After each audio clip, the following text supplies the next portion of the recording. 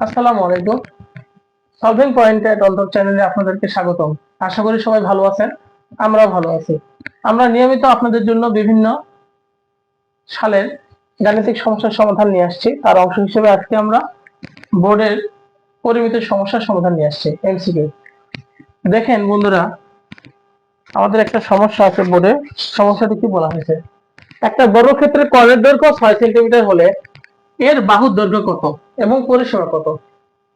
বর্গক্ষেত্রের কর্ণের দৈর্ঘ্য বলা আছে, তার মানে জিনিসটা কেমন বন্ধুরা? এরকম, এটা যদি একটা বর্গক্ষেত্র হয়, এটা যদি বর্গক্ষেত্রের কর্ণ হয়, শুধুমাত্র এই কর্ণের দৈর্ঘ্য দেওয়া আছে 6 সেন্টিমিটার।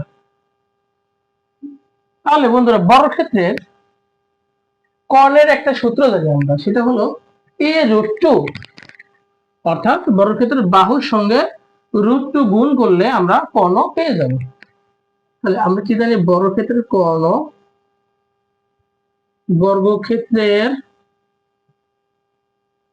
হলো a√2।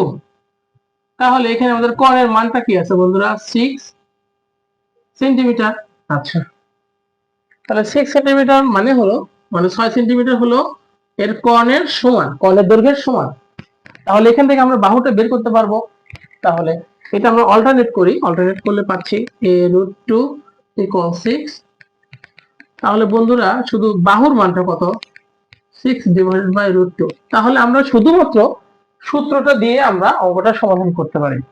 আমাদেরকে সূত্র জানতে হবে বন্ধুরা। পরিমিতির ক্ষেত্রে প্রত্যেকটা পদে পদে সূত্রের ব্যবহার, সূত্র না জানলে আমরা অঙ্কগুলো ঠিকভাবে করতে পারবো না। ওকে, আচ্ছা, তাহলে বাহুর দৈর্ঘ্য পাইছি কত? 3√2। তাই যদি হয় তাহলে আমাদেরকে বলেছে কি বন্ধুরা? পরিসীমা। তাহলে একটা বড় ক্ষেত্রে কি প্রত্যেকটা বাহু সমান। তাহলে একটা বাহু যদি আমাদের 3√2 হয়, চারটা বাহুর যোগফল মানে কি? পরিসীমা। কেন চারটা বাহু যোগ করবো? কারণ এটা বর্গক্ষেত্র। বর্গক্ষেত্র কি আছে? এটা একটা চতুর্ভুজ। চতুর্ভুজ কেন? চতুর্ভুজ হলে কি হয়? চতুর্ভুজের পরিসীমা পাওয়া যায় চার বাহুর যোগফল, তাই না? তাহলে আমাদের এখানে অতএব বলতে পারি ক্ষেত্রটির পরিসীমা কি রকম হবে? চার বাহুর যোগফল, তার মানে 3√2 প্লাস 3√2 প্লাস 3√2 প্লাস 3√2। এটাও বলতে পারি, আবার 4 দিয়ে গুণ করলেও করতে পারি।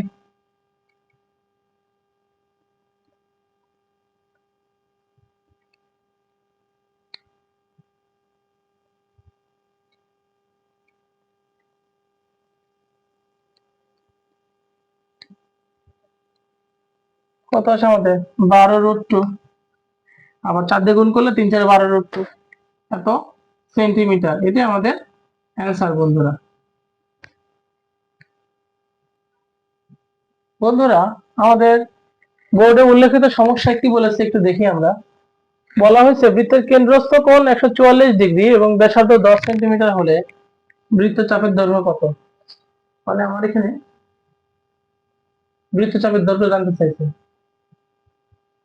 বন্ধুরা, আমাদের চিত্রটা এরকম হবে। কেন এটা? এটা একটা বৃত্ত। কি বলেছে? যেহেতু ব্যাসার্ধ দেওয়া আছে, ব্যাসার্ধ মানে জিনিসটা কোথায়?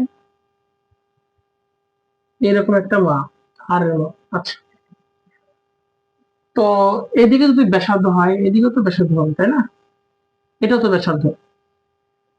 বলেছে কি কেন্দ্রস্থ কোণ, তার মানে অবশ্যই কেন্দ্রে কত ডিগ্রি আছে? 144 ডিগ্রি। 144 মানে কি 90 ডিগ্রি থেকে বড় কোণ। তার মানে আমি ধরে নিলাম কোণটা এরকম। এখন বলা হয়েছে যে কি, যে ব্যাসার্ধ দেওয়া আছে, কেন্দ্রস্থ কোণ দেওয়া আছে, যে চাপটা অঙ্কন করা হলো, চাপের মাপ কত বা চাপটার দৈর্ঘ্য কত? আচ্ছা, এই চাপের দৈর্ঘ্য যদি আমরা বের করতে চাই, এই যে দূরত্বটা আছে, এটা অবশ্যই বৃত্তের অংশ। বৃত্তের অংশ যদি হয়, তাহলে অবশ্যই এই জিনিসটা পরিধির সাথে সম্পর্কিত, চাপটা। তাহলে আমি যদি পরিধি বের করতে পারি, সেখান থেকে আমি এই চাপের দৈর্ঘ্য বের করতে পারবো। কিভাবে দেখেন? আমাদের দেওয়া আছে কি? দেওয়া আছে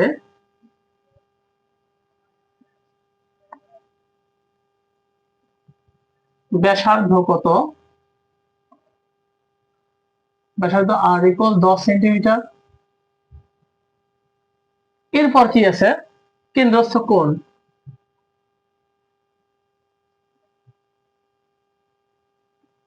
কেন্দ্রস্থ কোণ,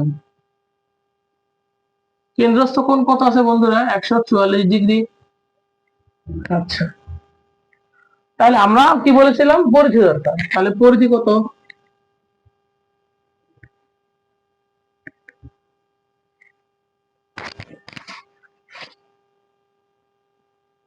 পরিধি 2πr কত পাবো আমরা?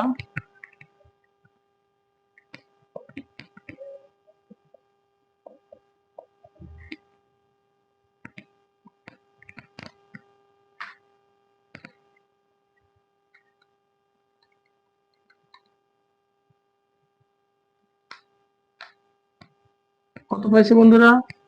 62.83 এত সেন্টিমিটার পাইছি। আচ্ছা, তাহলে এই যে এই জিনিসটা, মানে এই দূরত্ব মানে পুরো সম্পূর্ণ ডিগ্রি, তাই না? পুরো সম্পূর্ণ বৃত্তের পরিধি। তাহলে বৃত্তের পরিধি মানে কত ডিগ্রি? সম্পূর্ণ বৃত্তের পরিধি মানে কত ডিগ্রি বন্ধুরা? 360 ডিগ্রি না? আমাদের এখানে উৎপন্ন দৈর্ঘ্য চাইছে, তাহলে 360 ডিগ্রিতে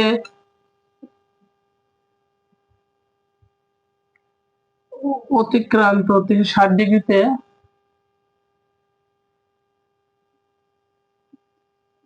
কত দৈর্ঘ্য হয়? 360 ডিগ্রিতে দৈর্ঘ্য হয় সম্পূর্ণ পরিধির যে দূরত্ব, সেটাই তো পরিধির দৈর্ঘ্য, তো তাই না?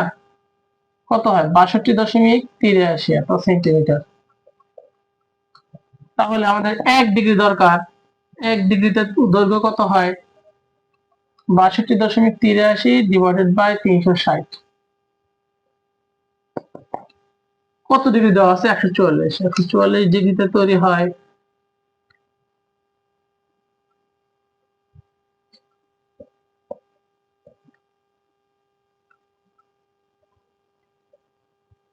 তাহলে তো আমার দৈর্ঘ্যটা পেয়ে যাবো বন্ধুরা। কত?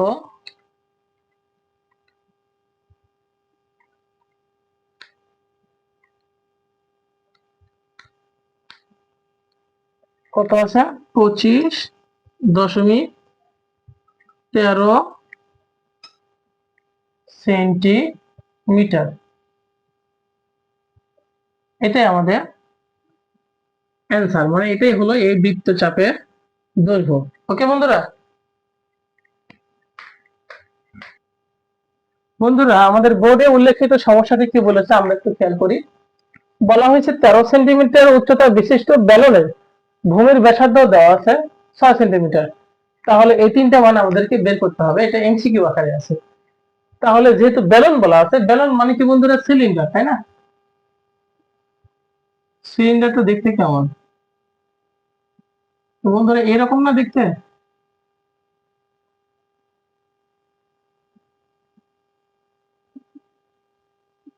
অনেকটাই তো এমন, তাই তো? আচ্ছা, এখানে উপরের অংশে কি আছে? উপরে আর নিচে কি আছে? অনেকটা বৃত্তাকার, তাই না? আর বৃত্তাকার যদি হয় তাহলে অবশ্যই সেটা কি আছে? ব্যাসার্ধ আছে। যেহেতু এইটা উল্লেখিত একটা কি, উল্লেখিত ক্ষেত্র দুইটা কি একটা বৃত্ত। আচ্ছা, এই কারণে যদি দুটো বৃত্ত হয় অর্থাৎ সমবৃত্ত ভূমি যে ক্ষেত্র পাওয়া যায় সেটা হলো সিলিন্ডার হয়। তাহলে এই বৃত্তের মাপটা কত? বৃত্তের ব্যাসার্ধের মাপ কত দেওয়া আছে? ব্যাসার্ধের মাপ হলো 6 সেন্টিমিটার। ওকে, আচ্ছা। এরপর বলেছে কি উচ্চতা। উচ্চতাটা অবশ্যই মাথা থেকে হবে। উচ্চতা আছে কত? 13 সেন্টিমিটার।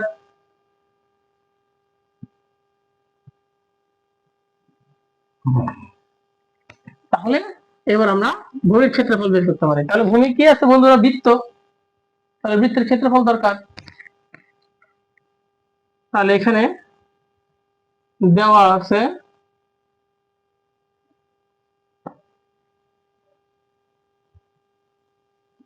ভূমির ব্যাসার্ধ কত বন্ধুরা? 6 সেন্টিমিটার। তাহলে এটা ক্ষেত্রফল কত? অতএব ক্ষেত্রফল, ক্ষেত্রফল কত? ক্ষেত্রফল সমান বৃত্তের ক্ষেত্রফল কি বন্ধুরা? পাই আর স্কয়ার, পাই ইন্টু তার মানে 36 পাই, এটা ক্ষেত্রফল, তাই না? আচ্ছা, এরপরে কি বলেছে যে বক্রতলের ক্ষেত্রফল। বক্রতল মানে কোনটা? সিলিন্ডারের বাইরের যে গোলাকার অংশ আছে বক্রতল আছে সেটা।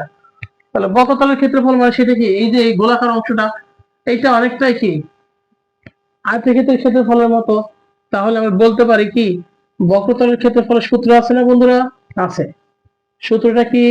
বক্রতলের ক্ষেত্রফল কি হয়? 2 পাই আর এইচ। তাহলে 2 পাই আর এর মান কত? 6, এইচ এর মান কত? 13। তাহলে আমরা কত পাচ্ছি বন্ধুরা?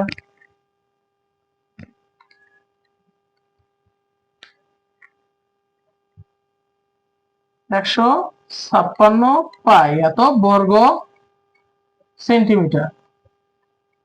আয়তন কি হবে বন্ধুরা? আয়তনটা চেয়েছে, তাহলে আমরা আয়তন কি লিখতে পারি? এই ক্ষেত্রটা আয়তন কত হবে? আয়তন মানে হলো, আয়তন হলো পাই আর স্কয়ার এইচ। তাহলে পাই ইন্টু আর এর মান কত? 6 সেন্টিমিটার। এইচ এর মান কত? 13। তাহলে কত পাচ্ছি?